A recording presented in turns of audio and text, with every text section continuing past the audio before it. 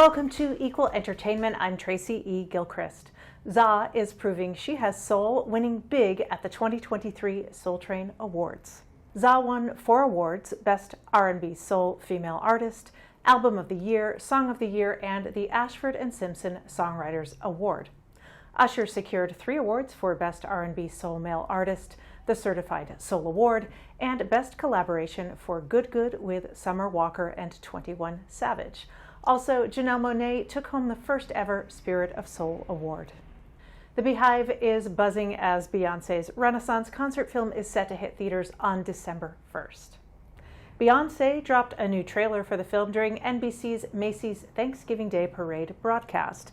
It starts with Beyoncé's 6-year-old daughter, Rumi, learning to capture quality video with a cell phone. It also gives glimpses of Beyoncé on stage and celebrating her family. Beyoncé just wrapped up her record-breaking 39-city Renaissance tour last month. The tour made close to $500 million. Tickets for the film start at $22. Tiffany Haddish is facing new DUI charges. She was arrested the morning after Thanksgiving in Beverly Hills. According to TMZ, she was found asleep in her parked vehicle with the engine on. The night before, Haddish performed at the Laugh Factory's 43rd annual Free Thanksgiving Feast event. This is her second recent DUI. She was arrested in Atlanta back in January of 2022. SAG-AFTRA is releasing the 128-page agreement with Film and Television Studios. A chief union negotiator says the deal achieves more than $1 billion in new compensation and benefits. Members have until December 5th to vote on the contract. The new agreement will run through June of 2026 if approved.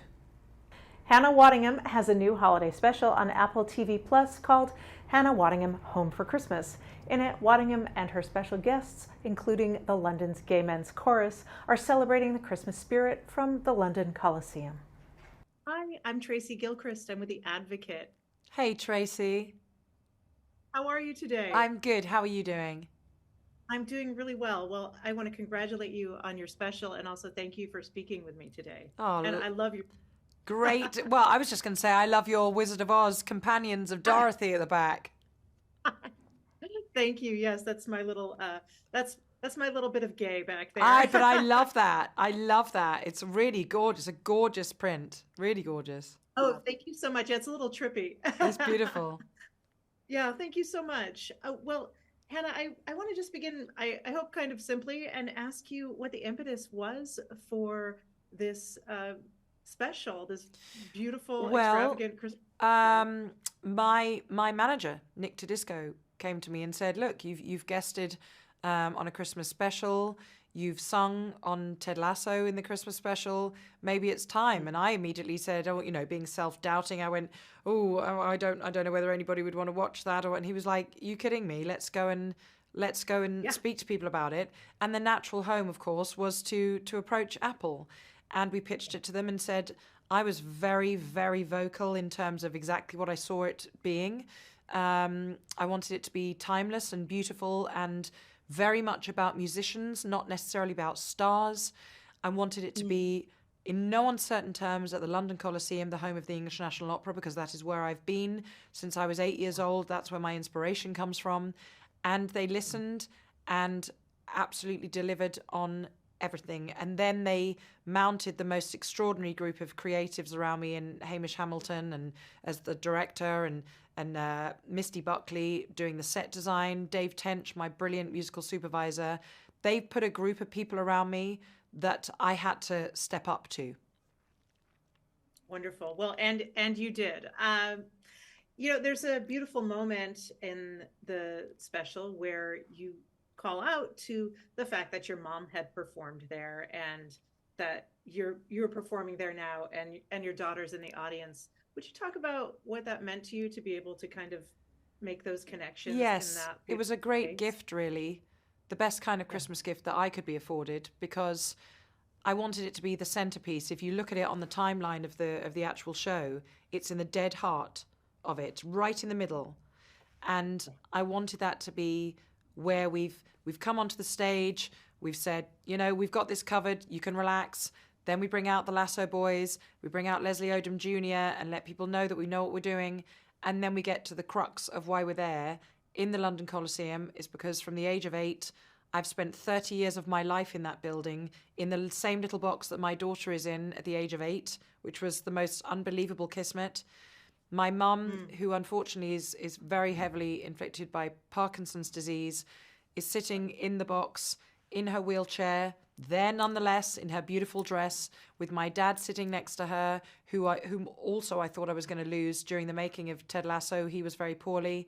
They're both there, and I needed it to be a love letter to those people in my life and to the building itself where I gained all my inspiration from. And for Apple to go out and listen to me and not put me in any other glorious, adored building in the world that I could have been in, for them to listen to me and get the London Coliseum was just a total dream come true.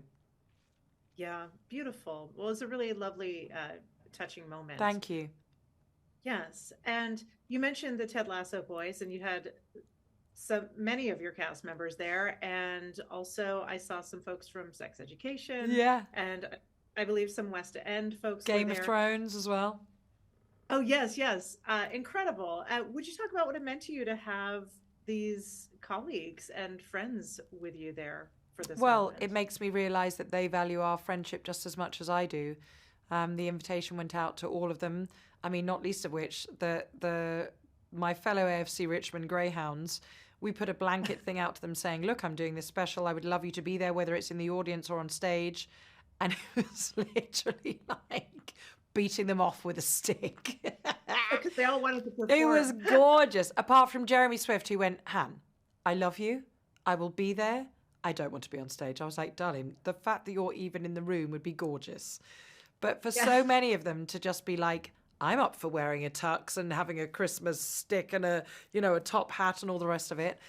They are the most beautiful people, and the fact that so many of them, whether it's on stage or in the video inserts, I can't believe so many of them made themselves available to me, and it shows me that their love for me is equal to mine for them.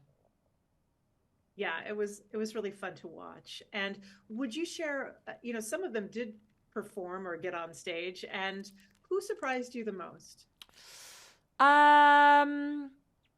Do you know what? I would actually say Billy Harris and Collar Bikini, because you look at how they perform on that stage. They are up for it and then some.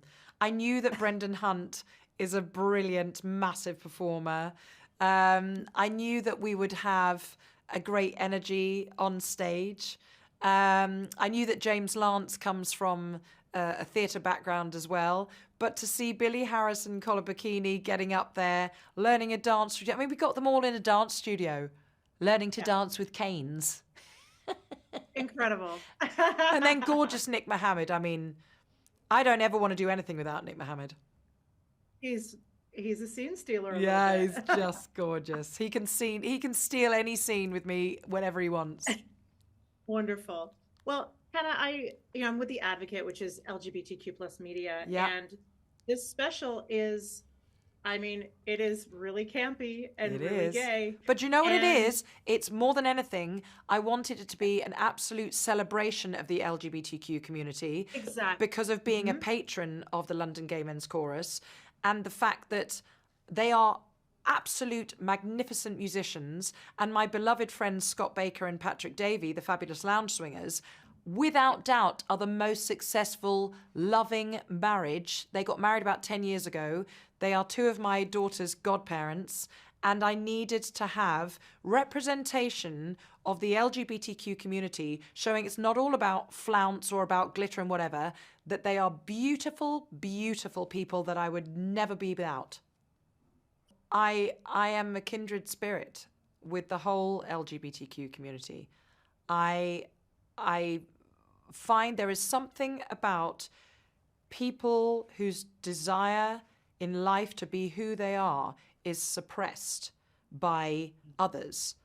I find it utterly appalling, and anything that I can do to highlight the beauty of the souls that I have around me from the LGBTQ community, I will do it always. You can watch the Advocate channel live by downloading our app in the Apple or Google Play Store. You can also subscribe to our YouTube channel. For the Advocate channel, I'm Tracy E. Gilchrist, and thank you for watching.